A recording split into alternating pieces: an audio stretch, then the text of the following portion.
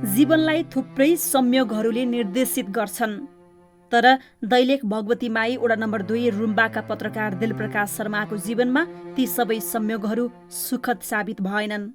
6 बजे उठेर रिपोर्टिङका लागि निस्क्यो भने साँझ 12 बजेसम्म चाहिँ खर्टम पर्ने पेसा चाहिँ हो। बेसी चाहिँ दौडधुप चाहिँ गर्नुपर्ने। अब आज चाहिँ खाना खायो, भोलि चाहिँ चाउचाउ खानुपर्ने स्थिति चाहिँ हुने। ती संयोगहरूले उनको जीवनमा उतार चढाव ल्याए। यही वैशाखसम्म चाहिँ म ठिक थिएँ। त्यति बेला चाहिँ कमजोर फिल जस्तो हुन थाल्यो। त्यहाँको स्थानीय मिडियामा काम गर्नेदेखि मेरो कोठा चाहिँ 3 मिनट लाग्छ। त्यो त्यति बाटोमा पनि एकचोटि विश्राम गरेर चाहिँ हिँड्नुपर्ने स्थिति आयो। आफ्ना परिवारका एक्ला आय स्रोतका माध्यम बनेका शर्मामाथि बोझ थपियो। बहिनी, आमा र हजुरआमाको चाहिँ विशेष गरी संरक्षककै रूपमा मैले चाहिँ भूमिका निर्वाह गरिरहेकै थिएँ। अब उहाँहरूलाई अभाव थिएन। म बिरामी पर्दा चाहिँ उहाँहरूलाई अब त्यो रानोमौरी हरा जस्तो त्यो चाहिँ भइरहेछ। अब आमामा पहुँच गाउँपालिकासम्म पुग्दैन। मतलब मेरो लागि लड्दिने मान्छे चाहिँ कोही भएन। आमालाई चाहिँ बडो भेट्न मन छ। र 23 वर्षकै उमेरमा उनलाई अब के म बाँच्छु र भन्ने सोच्न विवश बनाएको छ। जब चाहिँ गर्छु भन्ने चाहिँ म चाहिँ अवस्थामा पुगेको थिएँ, ठ्याक्क चाहिँ बिरामी पर्नुपर्ने हो। आमाले छोराको जीवनको आयु माग्दै घरमा तालचा लगाएकी छिन्। आमाले कहिले फोन गर्नुभयो भने के भन्नु, भाकल गरिरहेको छु तेरो लागि भन्नुहुन्छ। त्यस्तो त्यो सुनेला गर्नु त गर्नुहोस् होइन भन्ने चाहिँ लाग्छ। 5 वटा देवी देवतालाई भाकल गरिरहेको छु भन्नुभएको छ। अनि बिहान साँझ अस्ताउने उदाउने त्यो सूर्यलाई अब ढोग्ने त हजुरआमा र आमाको चाहिँ बिरामी भएदेखि काम। हामी त अब धर्म कर्म विश्वास गर्ने। म बिरामी भएदेखि घर नै छोडेर अर्को घरमा बस्नु भएको छ। त्यो म बसेको घरमा कुनै बस्न मिल्दैन चाहिँ भनेर अब त्यहाँ कहाँ दामी चाकरी गरेछन्। त्यसले गर्दा चाहिँ अर्को घरमा बस्नु भएको छ। राजधानी स्थित सिभिल अस्पतालमा बोन म्यारो प्रत्यारोपणको व्यग्र प्रतीक्षामा रहँदा शर्मा रगतको चरम अभाव, त्यसका प्रति असर र आर्थिक अभावसँग जुधिरहे। दसैँमा चाहिँ आउला छ भनेको दसैँमा झन्डै 20 दिन हस्पिटलमै बस्नुपर्ने हो। त्यही हस्पिटल बसाइले इन्फेक्सन आएर कहाँ के भएर बडो समस्या भइरहेछ। बहिनी बोन म्यारो प्रत्यारोपणका लागि योग्य भए पनि दिलप्रकाशको अस्पताल बसाई लम्बियो। दादालाई चाहिँ त्यो फिक्स हुँदैन। कहिले आज 4 पनि चढाएको भए, आज रातभरि फिभर आयो भने भोलि 2 पनि चढाउनु पर्छ। भोलिको लागि आज सिबिसीको त्यो बिल काट्नुपर्छ भने आज नै यस्तो टेन्सन लाग्थ्यो ब्लडको लागि। कतिखेर के गर्ने, कति पोइन्ट चाहिने हो, ब्लड पाइने हो कि पाइने झन् यो दसैँ तिहारले गर्दा त यति तनाव भयो। जति यहाँदेखि माग्छ सिस्टरहरूले त्यति ब्लड मैले कहिले पनि पुर्याउन सकिनँ। कहिले 3-4 वटा मागिदिएको बेला जबरजस्ती भयो नि 8-9 बजीतिर एउटा पोइन्ट मात्रै आउने, कहिले एउटा पनि नआउने। लामो प्रतीक्षापछि कुरा गर्न तयार दिलप्रकाश तिहारको तेस्रो दिन अर्थात् कार्तिक 14 गतेदेखि राम्ररी बोल्न समेत सकेका छैनन्। बोन म्यारो प्रत्यारोपणका लागि किमो चढाउन हेमाटोलोजी वार्डमा लग्दै गर्दा उनी र उनको बहिनीको मनोबल निकै गिरेको छ।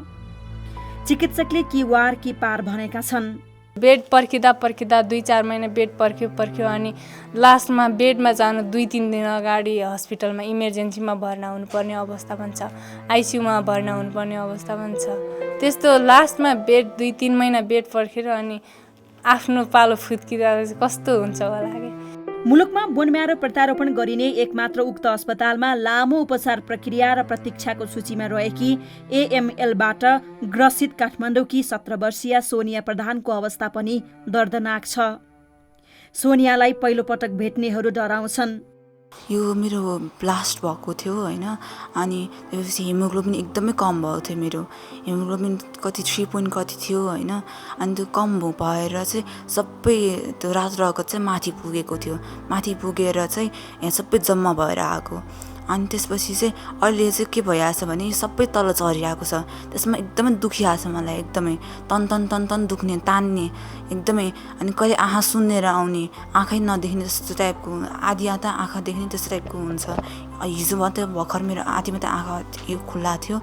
अनि त्यस्तो जता सुत्यो त्यतै रगत जम्बिएर बसिराख्ने, एकदमै तान्ने, कसैले त्यो ढुङ्गा टाउको उठाउँदा नि ढुङ्गा उठा जस्तो हुने, एकदमै वेट हुने जस्तो हुन्छ कि मलाई।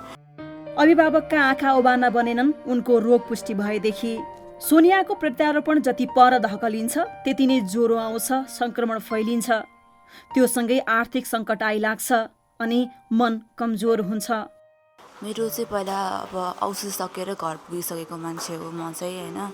अनि घर पुगेर 1 महिना बसेको, अनि 1 महिनाको लागि ट्रान्सप्लान्टको लागि कुरिआएको थिएँ। मेरो रोग फेरि फर्केर आयो। अनि त्यो चाहिँ अब ट्रान्सप्लान्ट गर्न चाँडै पाएको भए त फर्केर आउँदैन थियो नि त मेरो रोग। एकदमै हाई डोजको किमो चलाउनु पऱ्यो। अनि अब ट्रान्सप्लान्ट गर्न नपाएर फेरि फर्केर आउने हो कि। अब मेरो लागि त एकदमै अर्जेन्सी भइसकेको छ यो चाहिँ। बोनमा ट्रान्सप्लान्टको लागि छिटोभन्दा छिटो गर्नु आवश्यकता नै भइसकेको छ। ज्वरो सोरो आउने धेरै हुन्छ। जति ज्वरो आउने त्यति पैसा धेरै खर्च हुने जान्छ। दिलप्रकाशको सपना थियो पत्रकारसँगै समाजसेवी बन्ने। त्यसका लागि उनी अध्ययनलाई निरन्तरता दिन चाहन्थे। त्योभन्दा अलि भिन्न सपना र लक्ष्यका साथ दौडिरहेकी थिइन् सोनिया। यी दुवैको सपना र लक्ष्य बोनम्यारो प्रत्यारोपणको सफलतासँगै जोडिएको छ। जीवनको अस्तित्व काम र कलेज होइन, अपरेसन थिएटरमा सीमित भएको छ हाललाई। त्यो बोनमा ट्रान्सप्लान्ट गर्न पाएन भने चाहिँ अब मेरो इन्जिनियर बन्ने सपना पुरा हुँदैन कि जस्तो हुन्छ। मनमा फिलिङ्स आउँछ होइन, यहीँ थला परिराख्नुपर्छ कि जस्तो हुन्छ। बाहिर जान नसकौँला, बाहिर केही गर्न नसकौँला जस्तो हुन्छ। आफ्नो पढाइलाई पुरा गर्न एकदमै इच्छा छ। आफ्नो पहिलाको जस्तो जिन्दगी कन्टिन्यू गर्न इच्छा छ होइन। तर अब त्यही ट्रान्सप्लान्ट गर्न नपाउँदाखेरि चाहिँ अलिक मन खल्लो हुन्छ होइन। धेरै दिन कुर्ने भइरहेको छ मेरो चाहिँ होइन। अनि त्यही मलाई गाह्रो पनि भइरहेको छ। स्नातकोत्तर तह चाहिँ पास गर्ने अब हुन्छ नि, पत्रकारितामा पनि राम्रो गर्ने, पेसालाई पनि अब्बल बनाउने, अरूभन्दा चाहिँ राम्रो गर्ने। प्रत्यारोपण खर्चिलो छ र ज्यान बचाउन ऋण काटेर या चन्दा सङ्कलन गरेर दिलप्रकाश र सोनिया जस्तै बिरामी अस्पताल धाउँछन् र बस्छन् लामो समय शय्यामा। घरको म एक्लो छोरी हो। अब घरमा पनि अब हामी 3जना मात्रै छौँ होइन। अब यहाँ हाम्रो चाहिँ अब यही पसलमा एउटा थियो होइन। अनि त्यो पनि अब मेरो पापा जानु हुँदैन पसलमा होइन। अनि अब हाम्रो चाहिँ अब आर्थिक आउने नै बन्द भएको छ के। अनि अब त्यही हामी जसरी पैसा जुटाएर बसिरहेको छौँ होइन। अनि अब एकैचोटि चाहिँ ट्रान्सप्लान्टको लागि यति पैसा ल्याऊ भन्दाखेरि त अलिक गाह्रो, धेरै पैसा जुटाउनु त अलिक गाह्रो हुन्छ नि त। ट्रान्सप्लान्टको चाहिँ अब हेरौँ कति लाग्छ, 15 देखि 20सम्म भनेको छ डक्टरले चाहिँ। अब त्यो बिरामीको अवस्था हेरेर हुन्छ अरे। बिरामीलाई चाहिँ भित्र केही इन्फेक्सन भएन भने खासै औषधि दिनु पर्दैन अरे। इन्फेक्सन भयो भने चाहिँ हाई डोजको औषधि दिनुपर्छ अरे। त्यसलाई चाहिँ महँगो कस्ट लाग्छ अरे। अनि त्यही भएर अनि उतातिर पनि पैसा उठिरहेछ, त्यस्तै गरेर उठिरहेछ। अब हेरौँ कति हुन्छ। आफ्नोबाट सक्ने क्षमता योभन्दा अगाडि पनि थिएन, अब पनि छैन। अगाडि पनि त्यो उठेकै पैसाले, यस्तो चन्दा उठेकै पैसाले चलिरहेको थियो। अब पनि त्यही पैसाले नै आफूसँग चाहिँ छैन। दिलप्रकाश र सोनिया मात्र होइन, यस अस्पतालमा आएका सयौं बिरामी बोनम्यारो ट्रान्सप्लान्टको प्रतीक्षामा छन्। तर जब डाक्टरबाट बोनम्यारो ट्रान्सप्लान्टको मिति थाहा पाउँछन् र त्यसमा लाग्ने खर्चबारे जानकारी पाउँछन्, त्यसपछि निराश हुँदै मर्नको विकल्प छैन भन्दै घर फर्कन बाध्य हुन्छन्। बोनम्यारो प्रत्यारोपणको प्रक्रियामा आउँदा कति आर्थिक सङ्कट आइलाग्छ भन्ने सिभिल अस्पतालमै प्रत्यारोपणको सफलता प्राप्त गरेका रौतहटका सरोज सिंह, धादिङका चन्द्रकिरण न्यौपाने र भाइ हेमराजको बोनम्यारो प्रत्यारोपण गराएका रोल्पाका अशोक ओलीको अनुभवले बताउँछ। मेरो घर घरेडी सबै उसमा धितोमा राखेर एनआइसी ब्याङ्कको खातामा 60 लाख खर्च गरिसकेका छु। ट्रान्सप्लान्ट अघिदेखिको अहिलेसम्म 60 लाख रुपियाँ म खर्च गरिसकेका छु। मलाई नभएर साथीभाइले चन्दा उठाएर, दिदीबहिनीले, दाजुभाइले सबैले चन्दा, गाउँबाट चन्दा उठाएर, समूहबाट चन्दा उठाएर मलाई उपचार गरेको छ। उपचारको क्रममा चाहिँ तपाईँको इन्फेक्सन भएर मेरो चाहिँ हात नै काट्नु पऱ्यो, औँला नै काट्नु पऱ्यो कि। अनि त्यसपछि त्यो 2-3 महिना पहिल्यै हुन्थ्यो मेरो उपचार। अनि त्यो हातको कारणले गर्दाखेरि यो पुरै ठिक नभएसम्म फेरि त्यो ट्रान्सप्लान्ट गर्न नमिल्ने रहेछ। अनि त्यसपछि 3-4 महिना लाग्यो त्यसको लागि। लगभग मेरो 10-12 लाख चाहिँ साथीभाइबाट, सङ्घ संस्थाबाट यताउति उठेको छ। र लगभग मेरो खर्च 35 क्रस भएको छ, 35 लाख। अरू सबै ऋणधन यताउति गरेर जुटाइरहेको छु। जुन तपाईँको उपचार गर्दाखेरि जति भयो तपाईँको त्योभन्दा पनि अब भनौँ न यो तपाईँको चाहिँ फलोअप गर्दाखेरि चाहिँ धेरै गाह्रो भइरहेछ अहिले यतिखेर। अहिलेसम्म उपचारको क्रममा जेठदेखि झन्डै 20 लाख सेरोफेरोमा खर्च भइराखेको छ र सरकारबाट केही यसमा अहिलेसम्म 1 रुपियाँ पनि सहयोग गर्न सकिराखेको छैन।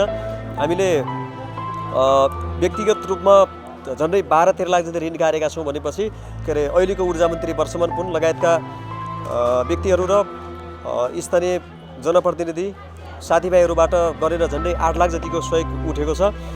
यसरी हेर्दा व्यक्तिगत रूपमा उपचार गर्न निकै गाह्रो छ। अरू मृगौला मुटुको तुलनामा 3 गुणाभन्दा पनि बढी खर्चिलो रोग छ। त्यसैले म खास गरी नेपाल सरकारको ध्यान आकर्षण गराउन चाहन्छु यो देश सञ्चार मिडियाबाट।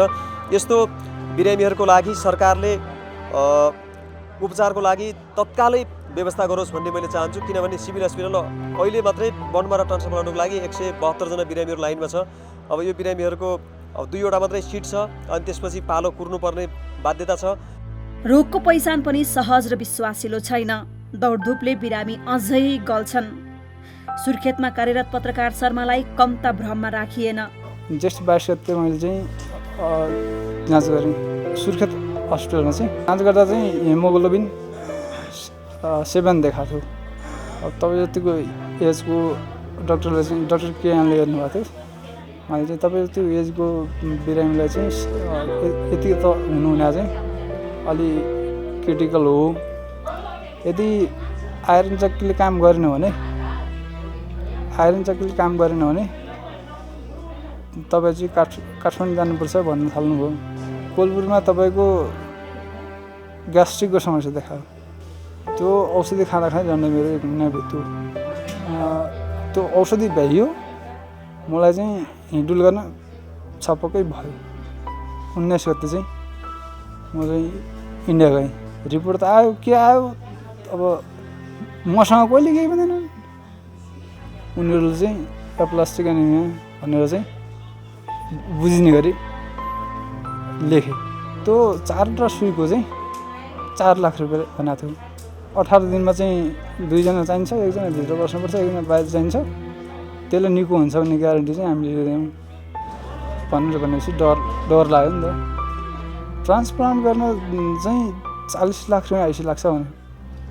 समाज पनि त्यस्तै स्वार्थी र असभ्य बन्यो उनका लागि। सुरुमा बिरामी हुँदा चाहिँ सुर्खेत नि चेक गर्दा चाहिँ आइरन चक्की दिएको थियो। अब यो त गर्भवस्थ आइरन चक्की खान्छ या हो भन्न थालेका साथीहरू। त्यो हुन त उनीहरू मजाकले भने होला नि। म त्यतिखेर अफिसर रेस्टमा पनि बसेको थिएँ। यहाँ आउँदा चाहिँ कस्तो हो नबुझे जस्तो। अनि कोहीले चाहिँ होइन त्यसले ब्लड क्यान्सर भयो भनेर गाउँभरि हल्ला फिजाइदिने। कोहीले चाहिँ त्यसको शरीर नसा रगत जमाएको छ नि चल्दैन नि। कोहीले त कहाँ त्यो बेसी बिरामी भएर अङ्कल जानु गऱ्यो भनिदिने। अब यहाँ कहिले काहीँ कुर्नलाई अङ्कल आउनुहुन्छ नि, सुर्खेतबाट आउनुहुन्छ। त्यस्तो अप्ठ्यारो पारिदिने क्या। अब त्यसलाई निकै हुन्न भनिदिने क्या। त्यो चाहिँ खालि बिरामी बस्ने घर जस्तो भयो भनेर समाजले भन्नु थाल्यो। अनि त्यो रोग त डेन्जर हो, अर्को के हो कोठा सर्नु पऱ्यो भनेर चाहिँ गोविन्दलाई चाहिँ प्रेसर आयो। एकजना सङ्क्रमितले समाजबाट माया पाउनुपर्छ। जो कोही पनि त्यो छुँदैमा अलिकति नजिक हुँदैमा रोग सरिहाल्ने भन्ने हुँदैन नि। सरकारले असाध्य रोगका लागि दिने सहयोगको सूचीमा दिलप्रकाश र अशोक ओलीको भाइलाई भएको अप्लास्टिक एनिमिया पर्दैन। रगतसँग जोडिएका अन्य रोगको उपचारमा सरकारले दिने 1 लाख बराबरको उपचार अर्थहीन बन्ने गरेको छ। यो सरकारले दिने 1 लाख रुपियाँ भनेको तपाईँको 2-4 दिनमा धेरै लाए 5 दिन टाइम लाग्ला, त्यतिमा औषधिमै खर्च हुन्छ हैन। यो चाहिँ रोगको चाहिँ भनौँ न सरकारले चाहिँ बेहोर दिनुपर्छ यो खर्च भन्ने चाहिँ मेरो माग हो। यो अपत्यारिलो कहानी जस्तो लाग्न सक्छ, तर बोनम्यारो प्रत्यारोपणको प्रतीक्षामा रहेका आम व्यक्तिहरूको साझा भोगाई हो। चिकित्सकसँगको परामर्शपछि बोनम्यारो प्रत्यारोपणका लागि लाखौं खर्च गर्नुपर्ने, उमेर र कुर्नु समेत पर्ने भएपछि शरीरमा रगत नबन्ने समस्याबाट पीडित सप्तरीका 44 वर्षीय गजेन्द्र मण्डल रित्तो मन लिएर फर्किए। अब स्वास्थ्य लाभको साटो शीघ्र र कष्टरहित मृत्यु उनको बाध्यता र चाहना बनेको छ। यसरी रगत चढाइरहनु पर्यो, एकदमै भनौँ न एकदम 2-3 महिना 3 महिना रगत चढाइरहनु पर्यो भने कि फियो काटेर फाल्नु पर्यो त्यो जुन हैन, फियो त्यसले पनि भएन भने बोनम्यारो प्रत्यारोपण गर्ने, बोनम्यारो फेर्नुपर्छ, बोनम्यारो ट्रान्सप्लान्ट गर्ने। यो उमेरमा यो रोगको लागि बोनम्यारो ट्रान्सप्लान्ट गर्ने सजिलो छैन। तपाईँ त कति 40 हो नि हैन, 45 वर्ष भयो नि। मेरो समस्या छ ब्लड कमी हुन्छ शरीरमा धेरै। 60 सालमा त्यसै भयो, अहिले 16-17 वर्ष भइसक्यो। अब के गर्छ अब बुझ्नुपर्छ। उपचारको लागि त समस्या राजब्याजमा हामीहरूको राम्रो हुन्थ्यो, तर गर्दै गर्दैन सरकारले के गर्छ। प्रत्येक दिन कम्तीमा 70 जना बिरामी जचाउन आउँछन्। त्यसमा बोनम्यारो प्रत्यारोपणको आवश्यकता भएका कम्तीमा 10 जना बिरामी पर्छन्।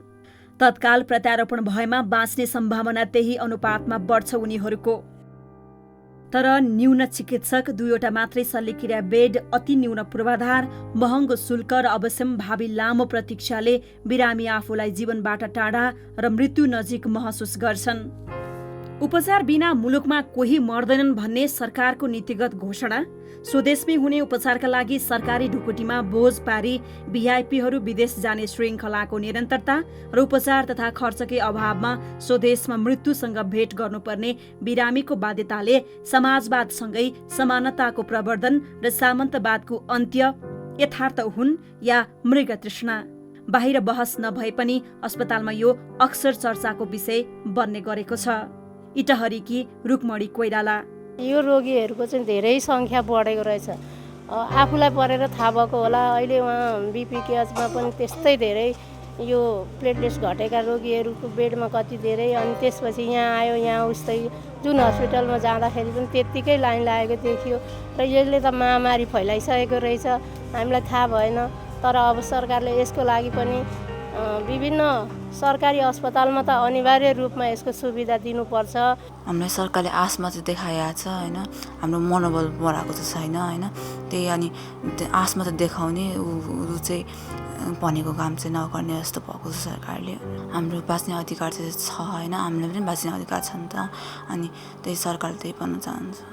लामो सङ्घर्षपछि सिभिल अस्पतालमा बोनम्यारो प्रत्यारोपण सेवा सुरुवात गराउन सफल बोनम्यारो प्रत्यारोपण विशेषज्ञ डाक्टर विशेष पौडेल। धेरै जस्तो ठाउँमा प्याथोलोजिस्ट डाक्टर साहबहरू हुनुहुन्छ, अनि त्यहाँ ब्लड जाँचिसकेपछि रगतमा केही खराबी देखियो भने चाहिँ अब यहाँ सिभिल हस्पिटलमा चाहिँ भनौँ न नेपालभरिबाट र अहिले त विदेशबाट पनि, इन्डियाबाट पनि तपाईँको, अनि हाम्रो यो के अरे एकजना बिरामी अस्ति बङ्गलादेशबाट पनि बिरामी रहनु भएको थियो होइन, उहाँहरू चाहिँ उसको लागि परामर्शको लागि यहाँ आउनुहुन्छ। अब सबैले पठाउने ठाउँ यहाँ भयो भने सबैजना आउने ठाउँ यहाँ भयो, त्यही भएर हुल देखिने कारण त्यो हो पहिलो कुरो। दोस्रो कुरा के हो भन्दाखेरि यहाँ अब डाक्टर पनि एकदमै कम भयो क्या बिरामीको अनुपातमा होइन।